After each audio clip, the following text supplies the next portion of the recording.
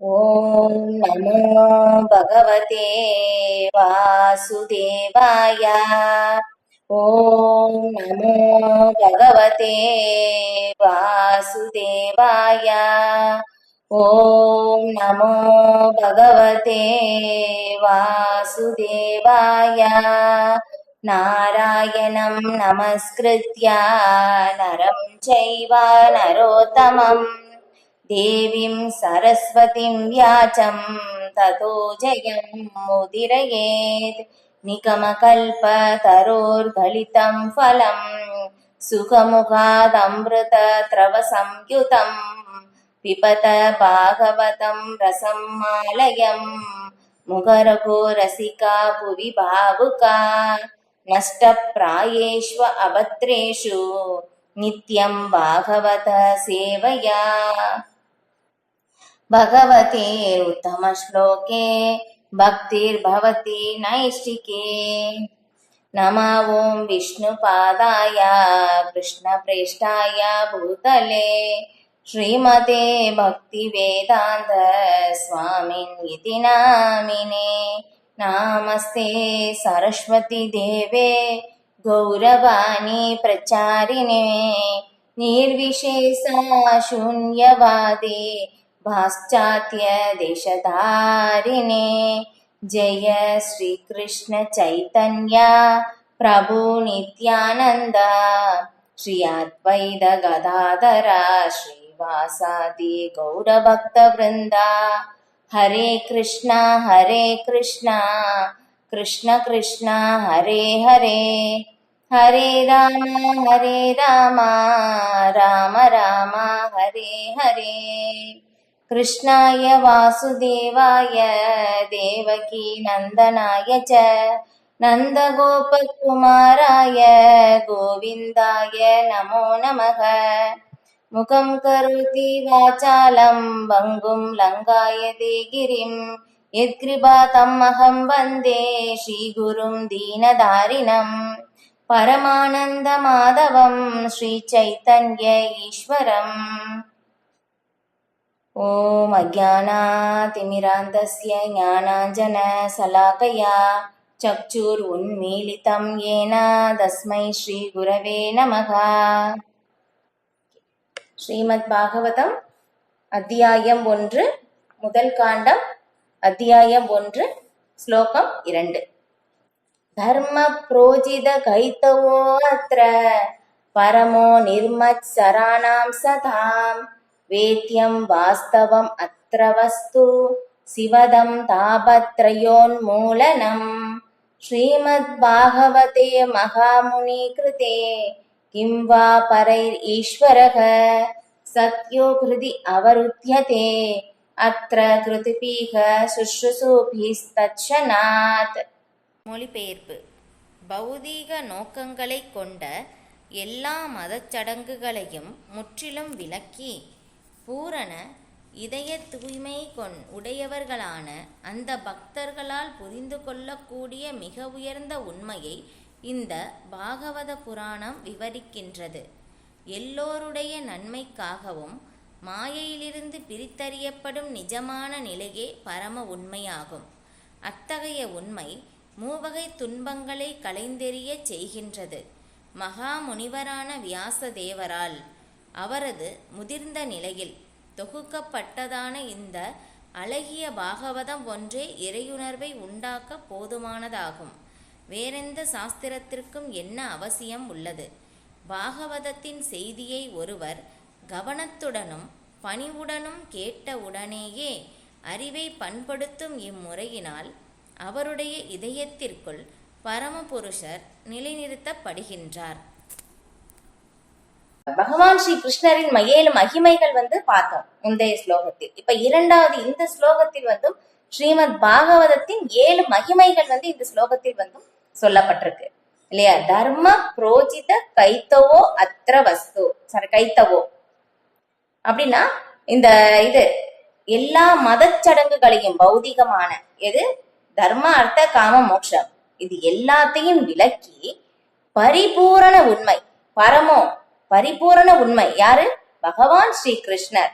நிர்மத் சராணாம் Saddam இருமத் சராணாம் சதாம்னா பொறாமை இல்லாதவர்களால் புரிந்து கொள்ளக்கூடிய அத்தகைய உண்மை. வாஸ்தவம் அத்திர வஸ்து, இந்த உண்மையான பொருள், அந்த வஸ்து யாரு அப்படின்னாக்கா மகாமுனி கிருதேவா கிம்பா பரை ஈஸ்வரக. இந்த சில வியாச தேவரால் விவரிக்கப்பட்ட இந்த ஸ்ரீமத் பாகவதம் ஈஸ்வரக பகவானை பற்றி சத்யோ கிருதி அவருத்தியதே, யார் ஒருவர் சுஷ்ருசூபி தட்சநாத், யார் ஒருவர் இந்த ஸ்ரீமத் பாகவதத்தை யார் ஒரு கவனத்துடன் கேட்கிறார்களோ அவர்களுக்கு எப்படியாமா தாமதமின்றி அவர்களுடைய ஹிருதயத்தில் பரமபுருஷ பகவான் நிலைநிறுத்தப்படுகிறார். பாருங்களேன், ஏன்னா எல்லாருடைய ஹிருதயத்திலையும் பகவான் பரமாத்மாவாக இருக்காங்க. ஆனா ஸ்ரீமத் பாகவதம் யார் படிக்கிறாங்களோ அவர்களுடைய ஹிருதயத்தில் சாக்ஷாத் பகவான் ஸ்ரீ கிருஷ்ணரே எப்படி தாமதமின்றி பகவான் அவருடைய ஹிருதயத்தில் அமர்கின்றார். அதான் இங்க சொல்லப்பட்டிருக்கு. இந்த இதுல மொழிபெயர்ப்புல பாகவதத்தின் செய்தியை ஒருவர் கவனத்துடனும் பணிவுடனும் கேட்ட உடனேயே அறிவை பண்படுத்தும் இம்முறையினால் அவருடைய இதயத்திற்குள் பரமபுருஷர் நிலைநிறுத்தப்படுகின்றார். எல்லாருடைய இருதயத்திலும் பரமாத்மா இருக்காங்க இல்லையா? எல்லா உயிர்வாளிகளுடைய இருதயத்திலும், ஒரு நாயுடைய இருதயத்திலும் இருக்கு, எறும்புடைய இருதயத்திலும் பரமாத்மா இருக்காங்க, ஒரு அணுக்குள்ளேயும் பகவான் இருக்கின்றார் பரமாத்மாவாக. ஆனால் யார் ஒருவர் ஸ்ரீமத் பாகவதத்தை படிக்கிறார்கள், அந்த செய்தியை கேட்கிறார்களோ அவர்களுடைய ஹிருதயத்தில் சாக்ஷாத் பரமபுருஷ பகவான் நிலைநிறுத்தப்படுகிறார். அதுதான் ஒரு ஸ்பெஷல். இதுல எப்படி சொல்லப்பட்டிருக்குன்னா, பௌதீக நோக்கங்களை கொண்ட எல்லா மத சடங்குகளையும் முற்றிலும் விலக்கி. ஏன்னா இந்த ஸ்ரீமத் பாகவதம் எப்படி சொல்லப்படுதுன்னா, ஸ்ரீமத் பாகவதம் அமலம் புராணம், எந்த விதமான களங்கமும் இல்லாத புராணம் அப்படின்னு சொல்லப்பட்டிருக்கு. ஏன்னா இங்க பௌதிகமான எந்த ஒரு விஷயத்தையும் இதில் சொல்லப்படவில்லை இல்லையா? ஹம்ச அப்படின்னு சொல்லுவாங்க. அந்த வார்த்தை எல்லாருமே கேட்டிருப்பீங்க. ஹம்சன்னா அன்னம். அந்த மாதிரி இருக்கின்ற தூய பக்தர்களால் புரிந்து கொள்ளக்கூடிய ஹம்சர்கள் அப்படின்னு சொல்லிட்டு. ஏன்னா இந்த அன்னம் என்ன பண்ணும் இல்லையா? பாலையும் தண்ணியும் சேர்த்து வைத்தால் பாலை மட்டும்தான் குடிக்கும், தண்ணீரை அது அப்படியே விட்டுரும். அதே மாதிரிதான் தூய பக்தர்கள், எந்த மனதில் எந்த விதமான களங்கமும் இல்லாத, பொறாமை இல்லாத தூய பக்தர்களால் மட்டுமே புரிந்து கொள்ளக்கூடிய, ஏன்னா அந்த பக்தர்களுக்கு ரொம்ப பிரியமானது ஸ்ரீமத் பாகவதம். அவர்களால் புரிந்து கொள்ளக்கூடிய இந்த பாகவத புராணம், இதை இங்க விளக்கப்பட்டு இருக்கிறது. மிக உயர்ந்த உண்மை. அந்த மிக உயர்ந்த உண்மை யாரு? பகவான் ஸ்ரீ கிருஷ்ணர். அவர்களை பற்றி மட்டும்தான், பகவான பற்றியும் பக்தர்களை பற்றியும் இதில் விளக்கப்பட்டு இருக்கின்றது. வேற எந்த விதமான பௌதிகமான எந்த ஒரு விஷயமும் இதில் கூறப்படவில்லை. அதனாலதான் இது அமலம் புராணம், எந்த களங்கமும் இல்லாத புராணம் அப்படின்னு சொல்லப்பட்டிருக்கு. அப்ப சில பிரபுபாதர் இதற்குரிய விளக்கத்தை ரொம்ப பெருசா கொடுத்திருக்காங்க. எல்லாமே படிக்க முடியாது. அதுல என்ன விளக்கம் அப்படின்னு சொல்லிட்டு அந்த ஸ்லோகத்துக்கு விளக்கம் மட்டும் நான் இங்க உங்ககிட்ட ஷேர் பண்றேன். இதுல பௌதீக நோக்கங்களை கொண்ட எல்லா மத சடங்குகளையும் முற்றிலும் விளக்கி. இப்ப மதம்னா என்ன அப்படின்னு சொல்லி பிரபுபாதர் இங்க விளக்குறாங்க இல்லையா? 4 விஷயங்கள்: அறம், பொருள், இன்பம், வீடு பேரு அடைதல் இல்லையா? தர்ம, அர்த்த, காம, மோட்சம். இப்ப இந்த 4 விஷயங்கள் இதுதான் முழுமையா அப்படின்னு கேட்டா கிடையாது இல்லையா? இது பௌதிகமானது இல்லையா? நாம முதல்ல நாம எந்த வர்ணத்தில் இருக்கின்றோம், நீங்க பகவத்கீதை படிக்கும் போது தெரிஞ்சிருப்பீங்க இல்லையா? சாதுர்வன்யம் மயா சிருஷ்டம் குணகர்ம விபாகச்சக அப்படின்னு சொல்லி பகவான் பகவத்கீதையில் 4வது அத்தியாயத்தில் கூறுகின்றார் இல்லையா? அப்ப இந்த வர்ணாசிரம தர்ம முறை பகவானே ஏற்படுத்தினார். இப்ப அதை எப்படி அந்த வர்ணத்தை குணகர்ம விபாகசக இல்லையா? குணத்தின் அடிப்படையில் தான் அந்த 4 வர்ணங்களையும் 4 ஆசிரமங்களையும் பகவான் பிரிக்கின்றார். இப்ப அந்த 4 வர்ணங்களில் நாம் பிராமணன், சத்திரியன், வைசியன், சூத்திரன். இப்ப இந்த 4 பிரிவுகளில் நாம் எந்த பிரிவில் இருக்கின்றோம் அப்படின்னு தெரிஞ்சு அதன் மூலமாக நம்ம தர்மத்தை, நம்மளுடைய தர்மம் தெரிந்து, நம்ம பிராமணனா, சத்திரியனா, வைசியனா, சூத்திரனா தெரிந்து அதன் மூலமாக நம்முடைய தர்மத்தை அதை நம்ம தெரிந்து கொண்டு அந்த தர்மத்தின் மூலமாக பொருளை ஈட்ட வேண்டும். அறம், பொருள். அதுக்கப்புறம் அதன் மூலமாக அந்த பொருளின் மூலமாக நாம் இன்பத்தை அடைய வேண்டும். இறுதியில் நாம் வீடு பேரு அடையலாம். ஆனா இந்த வீடு பேரு அடைவதுதான் இறுதியா அப்படின்னு கேட்டோம்னா இல்லை. இப்ப இந்த வர்ணாசிரம தர்ம முறை எதுக்காக வந்து சொல்லப்பட்டிருக்குன்னா, நம்ம வந்து பக்தி தொண்டு நிலைக்கு வர்றதற்கான அந்த ஒரு படிநிலை தானே ஒழிய இதுவே வந்து இறுதி இலக்கு கிடையாது. ஆனா இது எல்லாமே எப்படி சொல்லியிருக்காங்க, தர்ம புரோஜித கைத்தவோ அத்தனை ஏமாத்துகின்ற தர்மம் சொல்லிட்டாங்க. ஏன்னா சாஸ்திரத்தில் வந்து பௌதிகமான அந்த பலன்களும் அந்த விஷயங்களும் வந்து சொல்லப்பட்டிருக்கு வேதங்களில். ஆனா வந்து அது எல்லாமே எப்படின்னா, நீ இது செய்தால் உனக்கு இந்த பலன் கிடைக்கும், இதை செய்தால் வந்து நீ இந்த லோகத்தை அடையலாம், இந்த இன்பம் அடையலாம் அப்படின்னு சொல்லிட்டு எல்லாமே சொல்லப்பட்டிருக்கு. ஆனா இது என்னது, ஷீனே புண்ணியே மத்திய லோகம் விஷந்தி இல்லையா? நம்ம வந்து சொர்க்கலோகம் போனாலும் நம்முடைய புண்ணியம் தீந்துருச்சுன்னா திரும்ப இந்த பௌதிக உலகத்துக்கு வர வேண்டியதுதான் இல்லையா? அப்ப வந்து இதுல பகவத்கீதையிலையும் பாக்குறோம் இல்லையா, பித்திருக்களை வழிபடுபவர்கள் பித்திருலோகங்களுக்கு செல்வார்கள், தேவர்களை வழிபடுபவர்கள் தேவலோகங்களுக்கு செல்வார்கள், அதுக்கப்புறம் பூதங்களை வழிபடுபவர்கள் அந்த லோகத்திற்கு செல்வார்கள்.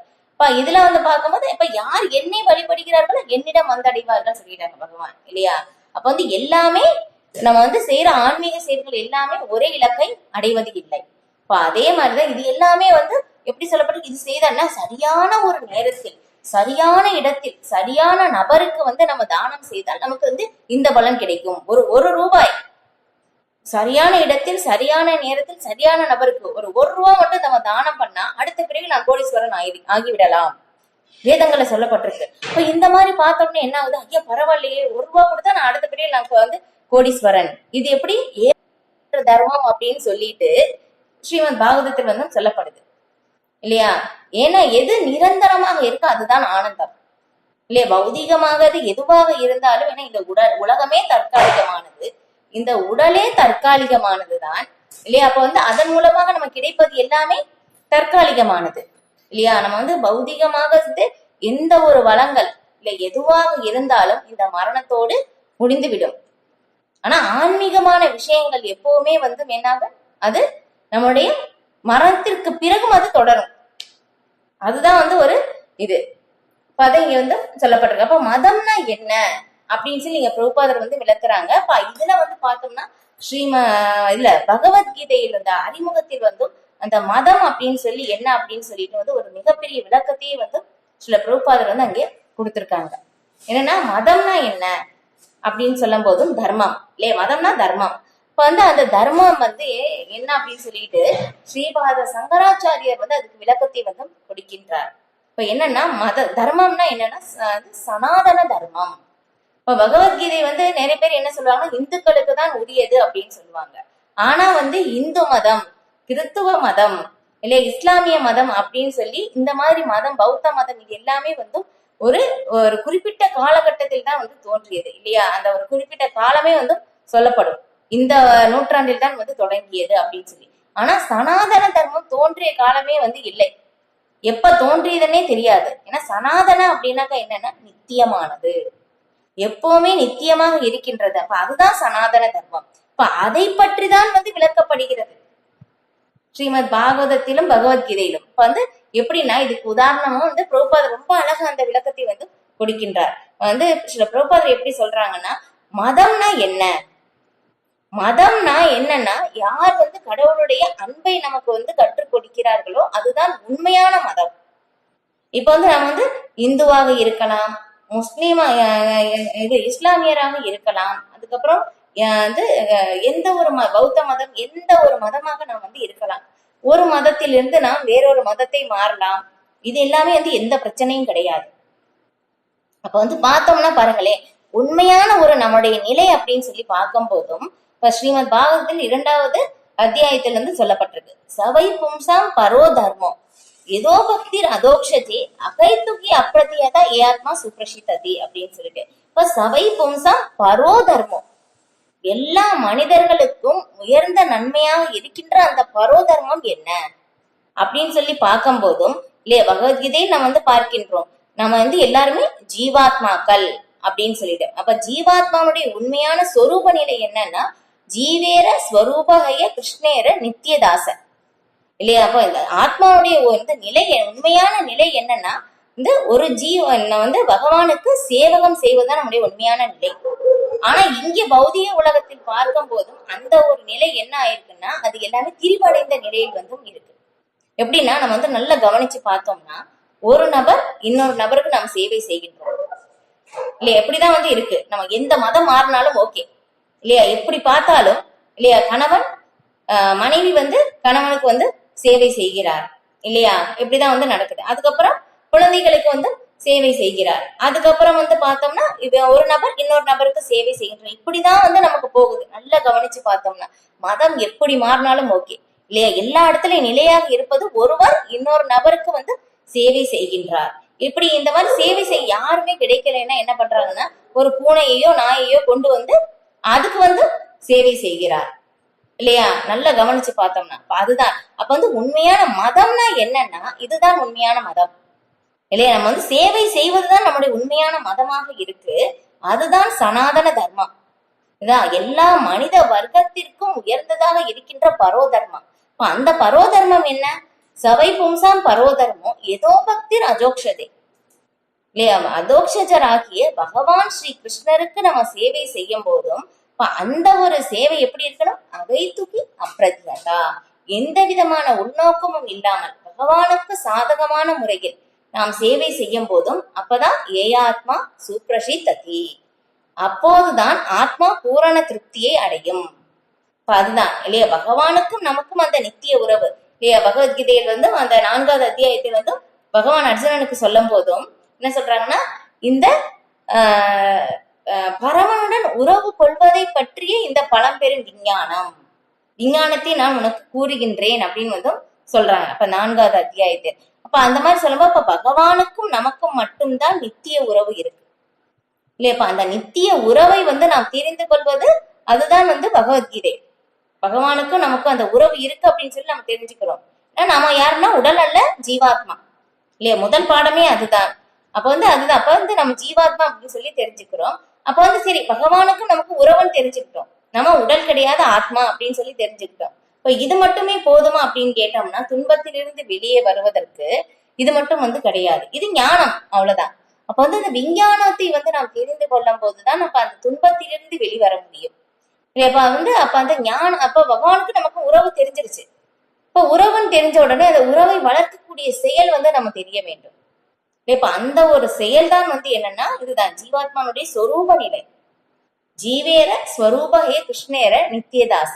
இங்க பார்த்தோம்னா நீங்க இதுல 6 கோஸ்வாமிகள் அப்படின்னு சொல்லிட்டு ஸ்ரீ சைத்தன்ய மகாபிரபு. ஸ்ரீ சைத்தன்ய மகாபிரபு யாருன்னா, சாக்ஷாத் பகவான் ஸ்ரீ கிருஷ்ணரை இந்த கலியுகத்தில் வந்து சைத்தன்ய மகாபிரபுவாக பக்த ரூபமாக தன்னை வந்து பகவான் வந்து வெளிக்காட்டாமல் மறைமுக ரூபமாக ஸ்ரீமதி ராதாராணியுடைய பாவத்தை ஏற்றுக்கொண்டு பகவான் வந்து இங்கே பக்த ரூபமாக அவதரித்தார். ஆனா எல்லாருக்குமே வந்து அது தெரியாது. இப்போ நம்ம வந்து பஞ்சதத்துவ மந்திரம் வந்து சொன்னோம் இல்லையா? அப்ப அதுல வந்து இந்த பஞ்ச தத்துவமாக பகவான் இந்த கலியுகத்தில் வந்து அவதரித்திருக்கின்றார். இப்ப இது ரொம்ப காருண்ய அவதாரம் அப்படின்னு வந்து சொல்லப்படுது. ஏன்னா பிரேமையை வந்து பகவான் வந்து இலவசமாக யாருக்குமே எந்த பாகுபாடும் இல்லாமல் அனைவருக்கும் வந்து விநியோகிக்கின்றார் ஸ்ரீ சைத்தன்ய மகாபிரபு.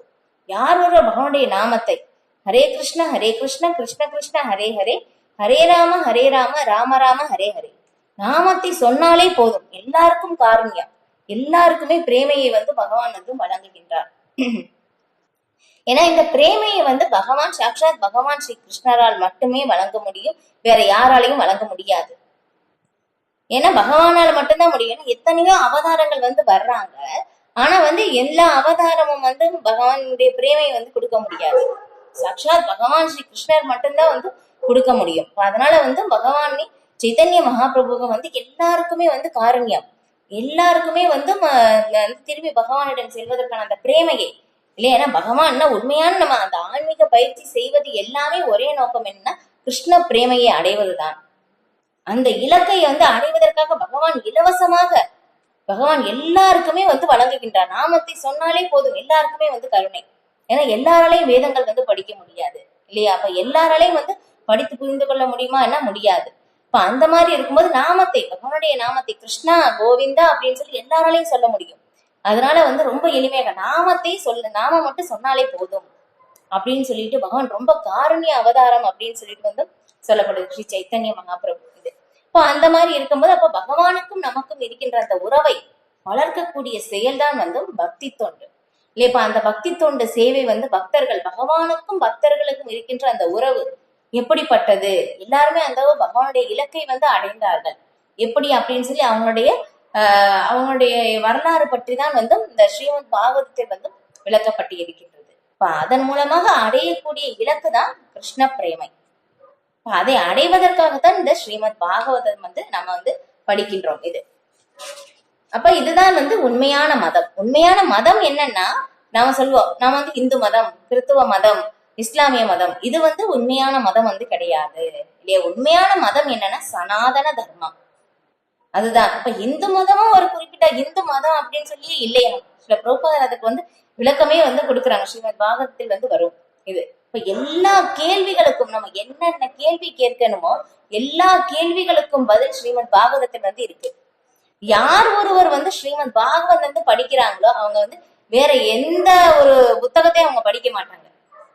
நானும் வந்து முதலா வந்து இந்த ஸ்ரீமத் பாகவதம் வந்து வாங்கும் போது நான் முதல் காண்டம் மட்டும் தான் வாங்கினேன். அப்ப வந்து அவங்க கொடுக்கும்போது எனக்கு இந்த கோயில்ல இருந்து அப்படிதான் சொல்லி கொடுத்தாங்க, புக் ஸ்டால்ல இருந்து. ஆனா எனக்கு அப்பெல்லாம் ஸ்ரீமத் பாகவதம் என்னன்னே தெரியாது, எனக்கு இஸ்கான்னா என்ன எதுவுமே தெரியாது.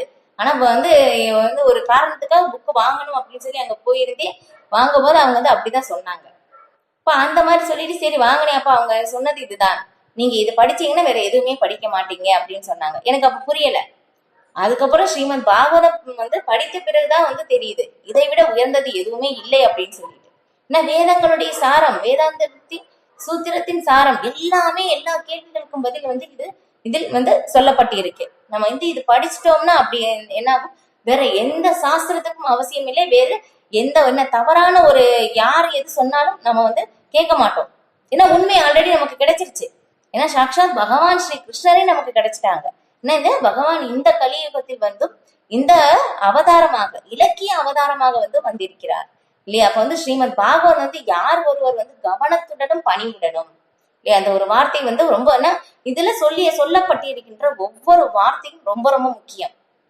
ஏன்னா வந்து இவ்வளவு பெருசா இருக்கு புத்தகம் அப்படின்னு சொல்லி நம்ம சொல்லுவோம். அதனால அதை வந்து நம்ம கொஞ்சம் பொறுமையுடன் கவனத்துடன் பணிவுடன் நம்ம கேட்டோம் அப்படின்னாக்கா கண்டிப்பாக வந்து ஒவ்வொரு பக்கத்தில் பகவான் ஸ்ரீ கிருஷ்ணருடைய இருப்பை வந்து நம்மளால் உணர முடியும் அப்படின்னு சொல்லி பிரபுபாதர் வந்து விளக்குறாங்க.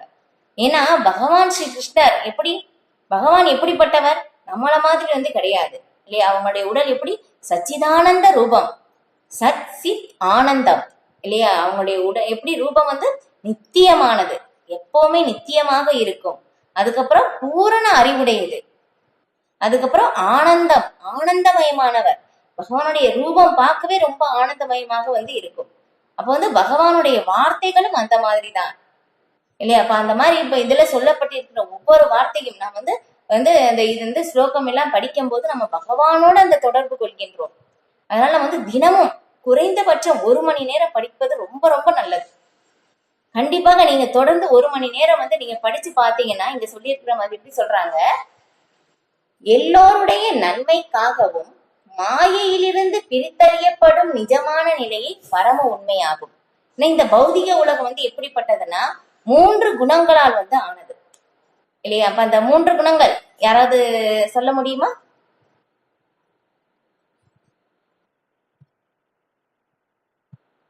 நன்றி மாதாஜி. அப்ப இந்த 3 குணங்கள் பாக்குறோம் இல்லையா, சத்வகுணம், ரஜோகுணம், தமோகுணம். இப்ப இந்த 3 குணங்களால் தான் வந்து நாம் பிணைக்கப்பட்டு இருக்கின்றோம். ஆனா வந்து இங்க எப்படி இல்லையா, மாயையிலிருந்து பிரித்தறியக்கூடிய நிஜமான நிலை. யார் ஒருவர் தினமும் ஸ்ரீமத் பாகவதம் படிக்கிறாங்களோ அவங்க அந்த முக்குணங்களுடைய தாக்கத்தில் அவர் வரமாட்டார் இல்லையா. அப்ப அதுக்கு அப்பாற்பட்ட நிலை, அதுக்கு அப்பாற்பட்ட ஒரு நிலையம் வந்து இருக்கின்றது. இப்ப அந்த ஒரு நிலை வந்து என்னன்னா சுத்த சத்துவ நிலை, பிரம்மன் நிலை அப்படின்னு வந்து சொல்லுவோம் இல்லையா. நம்ம வந்து பகவத்கீதையிலே வந்து நம்ம பார்ப்போம் இல்லையா, பிரம்மன் நிலை, பிரம்மபூத பிரசன்னாத்மா ந சோச்சதி ந காங்ஷதி சமசர்வேசு பூதேசு மத்பக்தின் லபதே பராம் அப்படின்னு சொல்லி இல்லையா பிரம்மபூத நிலையை பற்றி வந்து அங்க விளக்குறாங்க. அப்ப அந்த பிரம்மபூத நிலை இல்லையா சுத்த சத்துவ நிலை.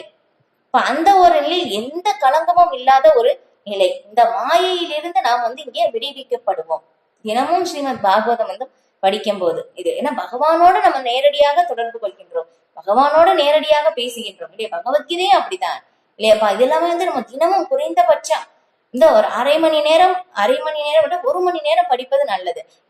நம்ம சொல்லுவோம் 1 மணி நேரம் அப்படின்னு சொல்லும் போது நம்ம படிக்க உட்காரும் போது எத்தனையோ மற்ற சிந்தனைகள் இருக்கும் இல்லையா. நம்ம இங்க கவனம் வர்றதுக்குள்ள என்ன பண்ணுவோம்னா நம்ம 2 ஸ்லோகம் படிச்சு முடிச்சிருவோம். ஆனா என்ன படிச்சோன்னே நமக்கு ஞாபகம் இருக்காது இல்லையா. அப்ப 3வது ஸ்லோகம் வரும்போது கொஞ்சம் கவனம் வரும். அதுக்குள்ள என்னாக அரை மணி நேரம் முடிஞ்சிடும், நம்ம புத்தகம் மூடி வச்சிருவோம். இதுதான் நமக்கு நடக்கும். அதான் நிறைய பேர் கேட்பாங்க, நம்ம படிக்கிறோம் கேட்கிறோம் மறந்து போயிருதே அப்படின்னு சொல்லி. இதுதான் காரணம். இங்க சொல்லியிருக்கிற மாதிரி எப்படி கவனத்துடனும் பணிவுடனும், ரொம்ப ரொம்ப முக்கியமான அந்த ஒரு வார்த்தை இல்லையா, அதுதான் முக்கியம். கவனத்துடனும். ஒவ்வொரு வார்த்தையும் படிக்கும் போதும் என்ன ஆகும்னா தர்ம புரோஜித கைத்தவோ அத்திர. அப்போ ஒவ்வொரு வார்த்தையும் நம்ம காதால கேட்கணும். அவ்வளவு ரொம்ப ரொம்ப முக்கியமானது. ஏன்னா ஒவ்வொரு வார்த்தையும் இங்க முக்கியமானது. எதுவுமே இது விட்டுறலாம் அப்படின்னு சொல்லி கிடையாது. எல்லாமே முக்கியம். அந்த மாதிரி நம்ம கேட்கணுமாமா. அந்த மாதிரி பின்னாடி வரும் ஸ்ரீமத் பாகவதத்துல எந்த மாதிரி கேட்கணும் அப்படின்னு சொல்லிட்டோம். அந்த மாதிரி ஏன்னா பிபத பாகவதம் ரசம் ஆலயம். நம்ம பகவானை பற்றி நம்ம பார்ப்பதனால் பகவானை பற்றி தெரிந்து கொள்ள முடியாது. பகவானை எப்படி நம்ம தெரிந்து கொள்ளலாம்னா காதால் தெரிந்து கொள்ள முடியுமாமா. ஏன்னா எப்படி பகவானை பற்றி கேட்பதன் மூலமாக நாம் பகவானை பற்றி தெரிந்து கொள்ள முடியும். அது எப்படி கேட்கணும்? ஓகே இதுல படிக்கிறோம், இதுல நம்ம புத்தகத்துல பாக்குறோம், ஓகே மதம் என்பது 4 முக்கியமான விஷயங்களாவன அப்படின்னு சொல்லி நான் படிச்சுக்கிட்டே போகலாம். ஆனா என்ன சொல்லப்பட்டிருக்கு அந்த விஷயத்தை அப்ப நம்ம கூர்ந்து கவனிக்கும் போது அதில் என்ன சொல்லப்பட்டிருக்குன்னு சொல்லி நமக்கு தானாகவே நமக்கு தெரிந்து கொள்ள முடியும். அதான் ஸ்வேதாஸ்வதர உபனிஷத்தில் சொல்லப்பட்டிருக்கு. போன பகவத்கீதை பார்த்தோம். அது என்னன்னா யார் ஒருவர் பகவானிடமும் ஆன்மீக குருவிடமும் அசையாத நம்பிக்கையை வச்சிருக்காங்களோ அவங்களுக்கு எல்லா வேத ரகசியங்களும் வெளிப்படுத்தப்படும் அப்படின்னு சொல்லி. அதுதான் ரொம்ப ரொம்ப முக்கியமானது. ஏன்னா ஸ்ரீமத் பாகவதம் இந்த மாதிரி படிக்கணும். அதான் ரொம்ப ரொம்ப முக்கியம். இது ரொம்ப கவனத்துடனும் படிக்க வேண்டியதும் அவசியம். ஐயோ இவ்வளவு இருக்கே, இப்ப சரி இவ்வளவு இருக்கே அப்படின்னு சொல்லி என்னதான் இருக்குன்னு சொல்லி நம்ம படித்து பார்த்தாலே நமக்கு தெரியும். ஏன்னா எப்படி படித்தாலும் நம்ம தூய்மை அடைவது நிச்சயம். நமக்கு புரியலைனாலும் ஓகே, நமக்கு புரியலைனாலும் நம்ம தூய்மை அடைவதும் நிச்சயம். அத தூய்மை அடைந்த பிறகு நம்ம திரும்ப படிக்கும் போது புரியும். பகவத்கீதை இருந்தாலும் பாகவதம் இருந்தாலும் இது எப்படி இருந்தாலும் புரியலைனாலும் நம்ம படிப்பது இதுதான். ஏன்னா பாருங்க, கங்கையிலே நம்ம போய் குளிக்கின்றோம் இல்லையா. கங்கையில போய் நம்ம குளிச்சோம்னா நம்ம பாவம் போகும் அப்படின்னு சொல்றோம். இப்ப இதுதான். ஏன்னா முதல்ல ஆன்மீகத்தில் பொறுத்தவரையில் நம்பிக்கை ரொம்ப ரொம்ப முக்கியம் இல்லையா. நம்ம எந்த அளவுக்கு நம்பிக்கையோ அந்த அளவுக்கு நம்மளால இந்த செய்தியை நம்மளால உட்கொள்ள முடியும். இது அப்ப மதம்னா என்ன அப்படின்னு சொல்லி இப்ப பார்த்தோம் இல்லையா. எது நிரந்தரமாக இருக்க சனாதன தர்மம், இப்ப அதுதான் உண்மையான மதம் அப்படின்னு சொல்லிட்டோம். அப்ப இந்த எல்லோருடைய நன்மைக்காகவும் மாயையில் இருந்து பிரித்தறியப்படும் நிஜமான நிலைதான் இந்த பரம உண்மை இல்லையா. பரம உண்மை எப்படின்னா 3 விதங்களில் உணரப்படுகின்றது. பிரம்மம், பரமாத்மா, பகவான். அப்ப முதல்ல இதுக்கு எப்படின்னா சூரியனுடைய உதாரணத்தின் மூலமாக விளக்குவார். எப்படின்னா சூரியன் இருக்கு இல்லையா. அப்ப சூரியன் நம்ம பார்க்கும் போது 12 மணி. இப்ப அந்த உச்சி வெயிலில் பார்க்கும்போது எப்படி இருக்கும்? இப்ப சூரியன் பார்த்தோம்னா நம்ம எப்படி சொல்லுவோம், வெறும் ஒளி மட்டும்தான் அப்படின்னு நம்ம சொல்லுவோம் இல்லையா. அப்ப அதுக்கப்புறம் கொஞ்சம் இதுல காலையில உதிக்கும் போது இல்லைன்னா மறையும் போது நம்ம பார்க்கும்போது எப்படி தெரியும், ஓகே சூரியன் ஒரு கோள வடிவத்தில் இருக்கின்றது அப்படின்னு சொல்லி நம்ம தெரிந்து கொள்ள முடியுது. இது 2வது நிலை. முதல் நிலை வெறும் ஒளிதான் அப்படின்னு சொல்லி பாக்குறோம். இப்ப 2வது நிலை இல்ல சூரியன் ஒரு கோள வடிவத்தில் இருக்கின்றது அப்படின்னு சொல்லி பார்க்கின்றோம். அப்ப இது 2மே முழுமையானது அப்படின்னு சொல்லி கேட்டோம், கிடையாது. அப்ப இன்னும் முன்னேறி போய் 3வது நிலையில் எப்படி பண்றாங்கன்னா நம்ம சூரிய கோலத்துக்கே ஒருத்தர் புகுந்து உள்ள போய் அங்க போய் பார்த்தோம்னா அங்க சூரிய கிரகம் அப்படின்னு சொல்லி ஒரு உலகம் இருக்கு. அங்க சூரிய பகவான் அப்படின்னு சொல்லி ஒரு நபர் இருக்காங்க அப்படின்னு சொல்லி அதை புரிந்து கொள்வதுதான் 3வது நிலை. அதுதான் முழுமையான ஒரு நிலை. இப்ப அதே மாதிரிதான் பூரண உண்மையும். சில பேர் ஞானிகள் என்ன பண்ணுவாங்கன்னா பகவான் வெறும் ஒளி மட்டும்தான், அவ்வளவுதான், வேற எதுவுமே கிடையாது அப்படின்னு சொல்லி சொல்லுவாங்க. இப்ப நாங்களும் ஒரு முன்னாடி ஒரு வீட்டுல குடியிருக்கும் போது எங்க வீட்டு பக்கத்துல இதுல ஒரு இஸ்லாமிய குடும்பம் இருந்தது. இப்ப அவங்க கிட்ட நான் கேட்டேன், இப்ப இந்த மாதிரி நீங்க வழிபடுறீங்களே, நீங்க குரான் இது எல்லாமே படிக்கிறீங்க இல்லையா, இப்ப நீங்க பகவானை எப்படி பாக்குறீங்க கடவுளை அப்படின்னு சொல்லி கேட்கும் போதும் அவங்க என்ன சொன்னாங்கன்னா பகவான் வெறும் ஒளி மட்டும்தான் அப்படின்னு சொல்றாங்க. பகவானுக்கு உருவம் இல்லை, ஒளி மட்டும்தான் அப்படின்னு சொல்றாங்க. இல்லை, அது பூரணமானது கிடையாது. இங்க சொல்லப்பட்டிருக்கு சாஸ்திரத்தில். ரொம்ப அழகா சொல்லப்பட்டிருக்கு. இப்ப அவங்க வழிபடுவது என்னன்னா, அல்லாஹ் அப்படின்னு சொல்றது மிக பெரியவர் இல்லையா, மிக உயர்ந்தவர். அவங்க வராக தேவரை தான் வழிபடுகிறார்கள் அப்படின்னு சொல்லி ஸ்ரீமத் பாகவத்துல பிரபுபாதர் விளக்குறாங்க. எல்லாத்துக்கும் பதில் இருக்கு, சொல்லப்பட்டிருக்கு ஸ்ரீமத் பாகவதத்தில். அப்ப என்னன்னா அதுக்கப்புறம் உயர்ந்த இன்னும் முன்னேறி போய் பார்க்கும்போது ஓகே தெரியுது, ஓகே பகவான் எல்லாருடைய இருதயத்திலும் பகவான் பரமாத்மாவாக இருக்காங்க அப்படின்னு சொல்லி அது புரிந்து கொள்வது, அது யோகிகள் புரிந்துக்கிறாங்க. அது ஒரு இரண்டாவது நிலை. அப்ப பகவான் வெறும் ஒளி மட்டும் அப்படின்னு சொல்லி உணர்வதும் உண்மையான இது பூரணமான நிலை கிடையாது. பகவான் எல்லாருடைய இருதயத்திலும் பரமாத்மாவாக இருக்காங்க அப்படின்னு சொல்லி உணர்வதும் பூரணமான நிலை கிடையாது. அப்ப பகவானுக்கு ஒரு உருவம் இருக்கு இல்லையா, பகவானுடைய ரூபம் எப்படி, சச்சிதானந்த ரூபம். பகவான் கார்மேக வண்ணம் இல்லையா, மஞ்சள் வண்ண பட்டு பீதாம்பரம் அணிந்து இருக்கிறார், தலையில் மயிலிறகு சூடி இருக்கிறார், கையில் புல்லாங்குழலை ஏந்தி இருக்கிறார். பகவானுக்கும் ஒரு லோகம் இருக்கின்றது, அங்க பக்தர்களுடன் பகவான் லீலைகள் புரிகின்றார் அப்படின்னு சொல்லி யார் ஒருவர் புரிந்து கொள்கிறார்களோ அதுதான் பூரணமான ஒரு நிலை. அந்த ஒரு நிலைதான் நாம புரிந்து கொள்ளக்கூடியது. அவங்கதான் பரம உண்மை. அதை யார் ஒருவர் புரிந்து கொள்கிறார்களோ அதுதான். அப்ப அவரை பற்றி தான் இந்த ஸ்ரீமத் பாகவதத்தில் விளக்கப்பட்டு இருக்கு. அத்தகைய உண்மை மூவகை துன்பங்களை கலைந்தெறிய செய்கின்றது இல்லையா. மூவகை துன்பங்கள் யாராவது தெரிஞ்சவங்க சொல்லுங்க. பகவத்கீதை படிச்சிருக்கீங்க இல்லையா எல்லாரும், மூவகை துன்பங்கள் என்ன அப்படின்னு சொல்லி யாராவது சொல்ல முடியுமா?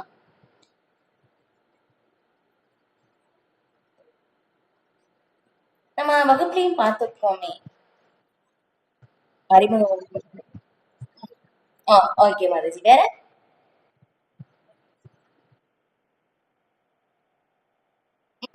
ஓகே, வேற யாராவது ட்ரை பண்றீங்களா? ஓகே, நான் சொல்லிடுறேன். நன்றி மாதாஜி. ஜெயந்தி மாதாஜி, நன்றி மாதாஜி. அப்ப என்னன்னா, உடலால் மனதால் ஏற்படும் துன்பங்கள், பிற உயிரினங்களால் ஏற்படும் துன்பங்கள், இயற்கை சீற்றத்தினால் ஏற்படும் துன்பங்கள் இல்லையா. ஆதி தெய்வீக, ஆதி பௌதீக, ஆதி ஆத்மிக அப்படின்னு சொல்லி இந்த 3 வகையான துன்பங்கள் இந்த பௌதீக உலகத்துல இருக்கு.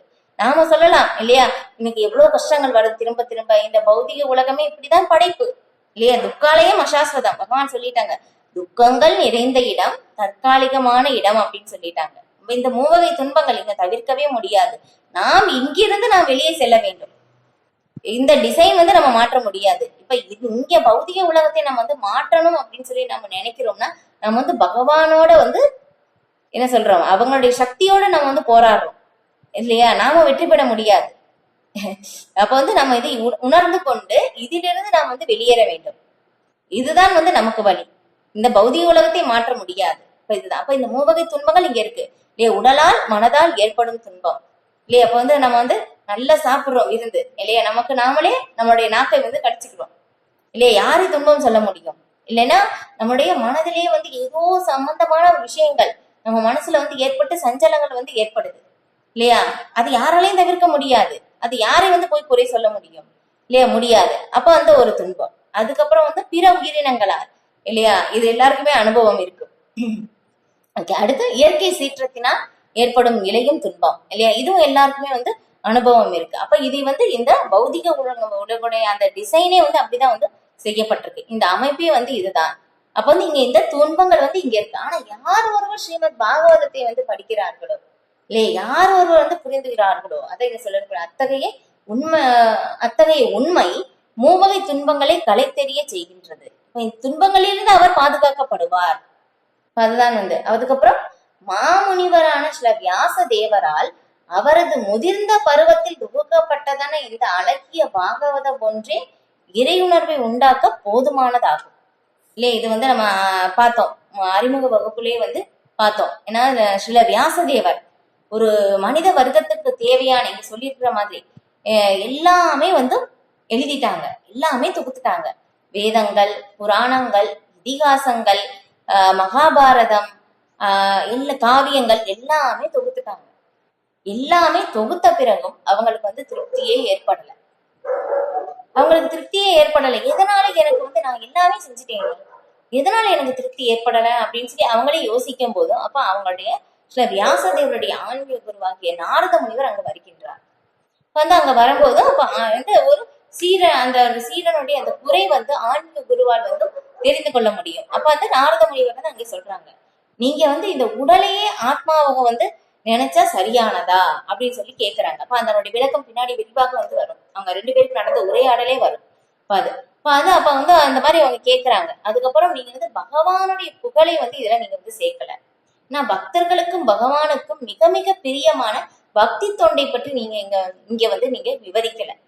அதுதான் உங்களுடைய குறை, அதுதான் உங்களுக்கு திருப்தி அளிக்கல அப்படின்னு சொல்றாங்க இல்லையா. இப்ப நம்ம பார்த்தோம், ஏஆத்மா சூப்ரஷீததி இல்லையா, பரவதர்மம் என்னன்னு சொல்லி தெரிஞ்சு பகவானுக்கு நம்ம எந்த உள்நோக்கமும் இல்லாத சேவை செய்யும் போதுதான் ஆத்மா பூரண திருப்தியை அடையும் அப்படின்னு சொல்லிட்டு. இப்ப அதுதான் அந்த பக்தி தொண்டை பற்றி நீங்க விவரிக்காததுனால பகவானுடைய புகழை நீங்க விவரிக்கல, அதனாலதான் உங்களுக்கு திருப்தி ஏற்படல. அதனால நீங்க பகவானுடைய புகழை நீங்க எழுதுங்க தியானம் செய்து அப்படின்னு சொல்லி ஆன்மீக குரு நாரத முனிவர் அங்க விளக்குறாங்க. அப்ப அது சொல்லிட்டு போன பிறகு சில வியாசதேவர் ஆழ்ந்த தியானத்தில் பக்தி தொண்டில் தங்களுடைய மனதை நிலைநிறுத்தி ஆழ்ந்த தியானத்தில் அவங்க தியானம் செய்த பிறகு முதிர்ந்த நிலையில் அவங்க பாக்குறாங்க. அவங்களுடைய தியானத்தில் பார்க்கும்போது பகவான் ஸ்ரீ கிருஷ்ணரை பாக்குறாங்க.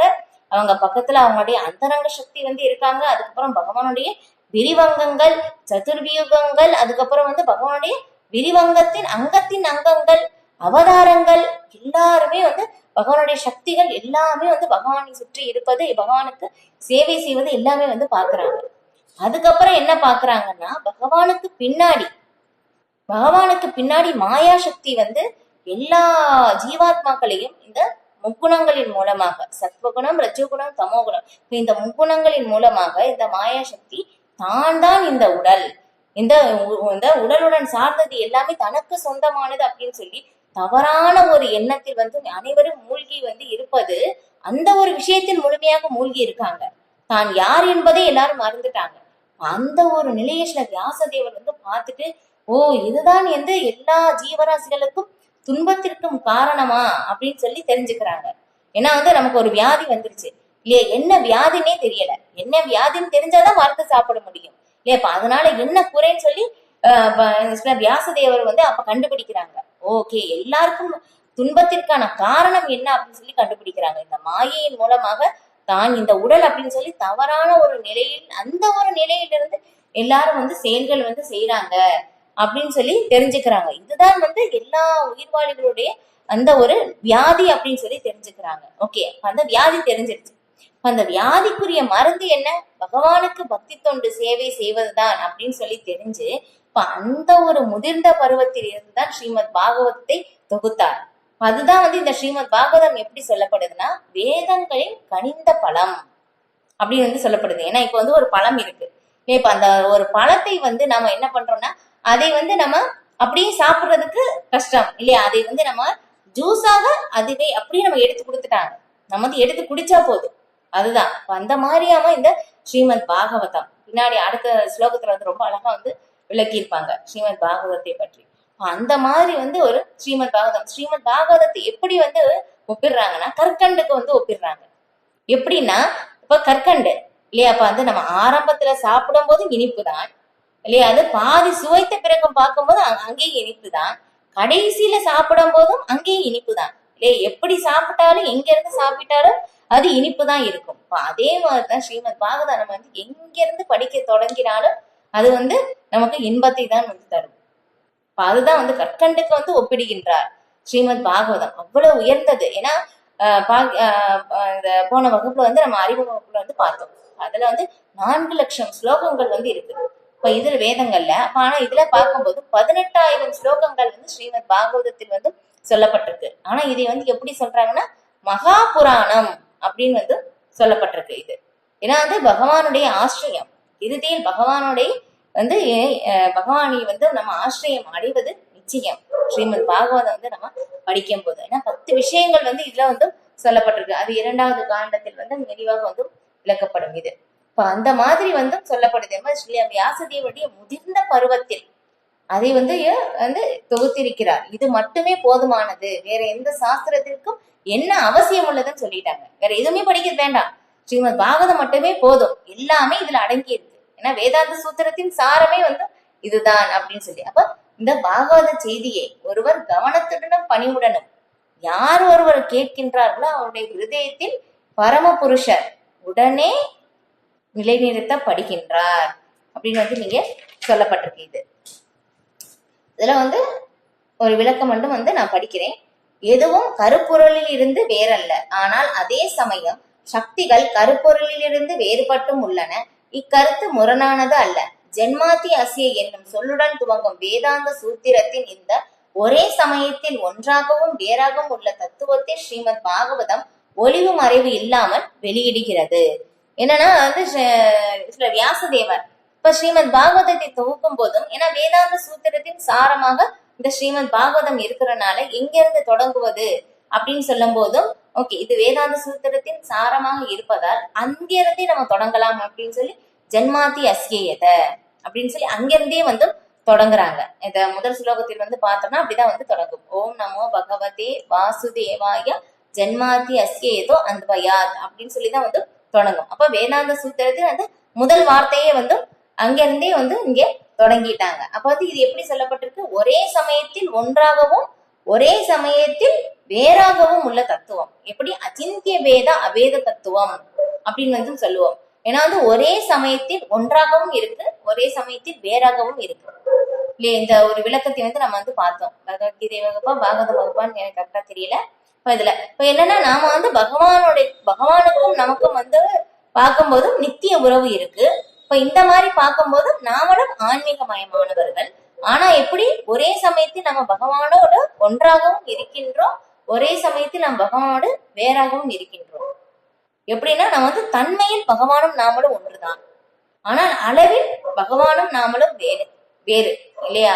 ஏன்னா பகவான் எப்படின்னா விபு, நாம கடலளவு வித்தியாசம் இருக்கு பகவானுக்கும் நமக்கும். ஆனா நாம ஆன்மீக தன்மை வாய்ந்தவர்கள். ஒரு சிறு நெருப்பிலிருந்து வருகின்ற அந்த பகவான் நெருப்பு மாதிரினா அந்த நெருப்பிலிருந்து வருகின்ற அந்த தீப்பொறி தான் நான் இல்லையா? அந்த மாதிரி வித்தியாசம் இருக்கு. அதை பற்றின விளக்கத்தை ஸ்ரீமத் பாகவதம் எப்படி சொல்லப்படுது? ஒளிவு மறைவு இன்றி இதில் விளக்கப்பட்டு இருக்கின்றது அப்படின்னு சொல்றாங்க. இப்ப இந்த ஸ்ரீமத் பாகவதம் வேதாந்த சூத்திரத்தின் மீதான சில வியாசதேவரின் சொந்த விளக்கமாகும். இது நாரதரின் கருணையால் தமது ஆன்மீக வாழ்வின் முதிர்ந்த பருவத்தில் சில வியாசதேவரால் எழுதப்பட்டதாகும்.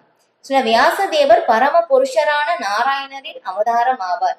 எனவே அவருடைய அதிகாரத்தை பற்றி கேள்விக்கு இடமில்லை இல்லையா? ஏன்னா சில வியாசதேவர் அவங்க தொகுத்திருக்காங்க இந்த ஸ்ரீமத் பாகவதம். இப்போ பகவான் பகவத்கீதையில் சொல்றாங்க இல்லையா? எப்படி? வேதைச்ச சர்வே அகம் ஏவ வேத்யம் வேதாந்த கிருத் வேதவித் ஏவச்சாகம். வேதங்களை தொகுத்தவனும் நானே, வேதங்களை அறிபவனும் நானே அப்படின்னு சொல்லிட்டாங்க இல்லையா? அப்ப பகவான் தான் வேதங்களை அறிவார். அப்ப அந்த மாதிரி இருக்கும்போதும் பகவானே சொன்னா மட்டும்தான் நமக்கு அந்த வேதங்கள் தெரியும். அதனால பகவானே ஸ்ரீ வியாசதேவராக இந்த வேத இலக்கியங்களை நமக்கு தொகுத்து கொடுத்திருக்கின்றார். அதான் இல்லையா? அதுல சொன்ன அதுல ஸ்ரீம பகவத்கீதையில் சொல்லப்பட்டது.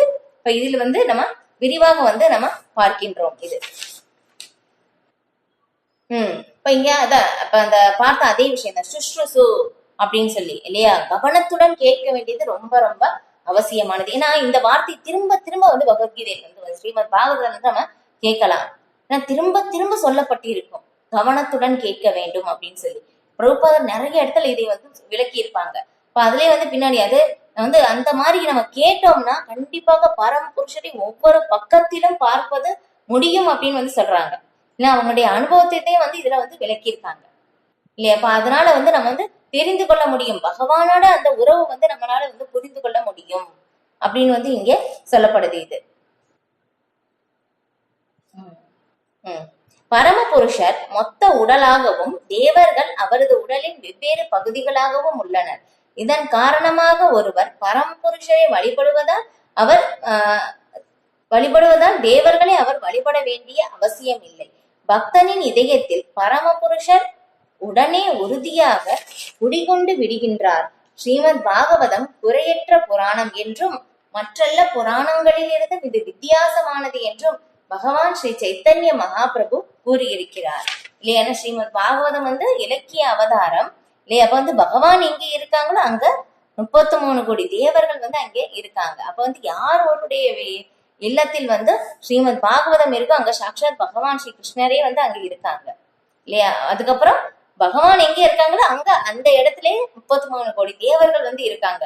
நம்ம யாரையும் எதுக்காகவும் வந்து தேடி போக வேண்டாம், எல்லாமே நம்மளை தேடி வந்து வந்துருச்சு. அதுதான் இப்ப பகவான் அங்க இருக்காங்க. இப்ப வந்து பகவான் இருக்கும் போதும் அங்க பகவான் இப்படி சச்சிதானந்த ரூபம் இல்லையா, இலக்கிய அவதாரமாக. ஏன்னா பகவான் எந்த ரூபத்தை வேணாலும் எடுக்க முடியும் இல்லையா? இப்ப நாம வந்து ஏதாவது ஒரு வேஷம் போடணும்னா என்ன பண்ணுவோம் இல்லையா? நல்லா வந்து வேகமா ஒரு 2 மணி நேரம் 3 மணி நேரம் இல்லையா மேக்கப் எல்லாம் பண்ண பிறகுதான், அதுக்கப்புறம் அந்த ஆடையெல்லாம் போட்ட பிறகுதான் இப்ப அந்த ஒரு உருவத்துக்கு வர முடியும் இல்லையா? வாமனராக வரணும்னா அந்த மேக்கப் எல்லாம் போட்டு வரணும், அதுக்கப்புறம் நரசிம்மராக வரணும் அந்த மேக்கப் எல்லாம் போட்டு வரணும், நமக்கு அந்த நேரம் வேணும். ஆனா பகவான் அப்படி இல்லை, இப்ப சொன்ன அந்த ஒரு நொடியில வந்து வர முடியும் இல்லையா? அப்ப இரண்யகசிபு கேட்ட வரம் எப்படிப்பட்டது இல்லையா? அப்ப வந்து அந்த மாதிரி வரத்துக்கு தகுந்த மாதிரி அது அந்த பிரம்மாவுடைய வார்த்தைக்கும் வந்து மீறக்கூடாது இல்லையா? அப்ப அந்த ஒரு இதுல உடனே வந்து அப்ப வந்து இரண்யகசிபு கேட்கும் போது இந்த பிரகலாத் மகாராஜா வந்து சொல்றாங்க வந்து பகவான் எல்லா இடத்துலயும் இருக்கின்றார் அப்படின்னு சொல்லும் போது இப்ப இரண்யகசிபுக்கு பயங்கர கோபம் இல்லையா? அப்ப வந்து அப்ப கோபத்துல வந்து கேக்குறாங்க இந்த தூண்ல பகவான் வந்து இருக்காங்களா அப்படின்னு சொல்லி கேட்கும் போதும் அப்ப தூண்ல பகவான் வரல. வந்து பிரகலாத் மகாராஜா வந்து சொல்றாங்க ஆமா பகவான் தூணிலும் இருக்கின்றார் அப்படின்னு சொல்லி பிரகலாத் மகாராஜா, ஏன்னா பக்தருடைய வார்த்தைக்கு தான் பகவான் கட்டுப்படுவார். அப்ப வந்து பிரகலாத் மகாராஜா சொன்ன உடனே பகவான் உடனே அந்த ஃபார்ம்ல இரண்யகசிபு கொள்வதற்காக நரசிம்ம அந்த ரூபத்தை உடனே ஏற்று அந்த தூணில் வந்து இருந்து கொண்டார். அப்புறம் அந்த தூணை வந்து அதை வந்து அடிக்கும் போது அந்த தூணில் இருந்து நரசிம்ம பகவான் வந்து வர்றாங்க இல்லையா? ஒரு நொடியிலும் எந்த ஒரு உருவத்தையும் பகவானால் வந்து எடுக்க முடியும், அதுதான் பகவான் இல்லையா? அப்ப எந்த ஒரு ரூபத்தில் நாம வந்து நினைக்கிறோம் வந்து நம்ம வந்து பகவான் பேசணும்னா நாம வந்து எப்படி பேசுறோமோ அதே மாதிரி பேசணும்னு நாம நினைக்கிறோம் இல்லையா? ஏன்னா பகவான் யாருக்கும் கட்டுப்பட்டவர் கிடையாது இல்லையா? பகவான் பூரண சுதந்திரமானவர், நம்முடைய கட்டுப்பாட்டில் இருக்க வேண்டும் வந்து அவசியம் இல்லை, நாம சொன்ன மாதிரி பகவான் வர வேண்டும் அப்படின்னு சொல்லி அவசியம் இல்லை. ஆனால் பகவான் பக்தர்களுக்கு முழுமையாக கட்டுப்படுகிறார், அதுதான் இல்லையா? யார் ஒரு தூய பக்தராக மாறுகின்றார்களோ அவருடைய அப்ப அந்த ஒரு நிலையில் பகவானை நம்முடைய கட்டுப்பாட்டில் வந்து நாம் கொண்டு வர முடியும். அதுதான் வந்து தூய பக்தராகிய ஸ்ரீமதி ராதாராணி பகவானை தங்களுடைய கட்டுப்பாட்டில் முழுமையாக வைத்திருக்கின்றார். ஆனா அவங்களுடைய அன்பு என்னன்னு சொல்லியே பகவானாலேயே புரிஞ்சுக்க முடியலையாமா. பாருங்களேன், இப்ப வந்து பகவான் இல்லையா, பகவானுக்கு தெரியாதது எதுவும் இல்லை. ஆனா வந்து ஸ்ரீமதி ராதாராணி தூய பக்தை, அவங்களுடைய அந்த அன்பே வந்து அந்த பிரேமை வந்து பகவானாலே புரிந்து கொள்ள முடியாததுனால அவங்களுடைய பாவ நிலையை ஏற்று அவங்களுடைய மேனி நிறத்தையும் அவங்களையும் அந்த உருக்கிய தங்கத்தை போன்ற அவங்களுடைய மேனி நிறம், அப்ப அதை இரண்டையும் ஏற்றுக்கொண்டுதான் பகவான் சைத்தன்ய மகாபிரபுவாக இந்த கலியுகத்தில் அவதரித்து எல்லாருக்கும் வந்து பிரேமை வந்து விநியோகிக்கின்றார். ஹரே கிருஷ்ணா.